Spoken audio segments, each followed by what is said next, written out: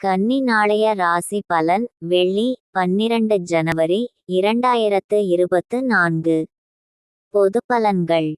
இன்று சில தடைகளை சந்திப்பீர்கள். பொறுமையாக உங்கள் செயல்களை கையாளுங்கள். உணர்ச்சி வசப்படாதீர்கள். பாதுகாப்பின்மை உணர்வு கொள்ளாதீர்கள்.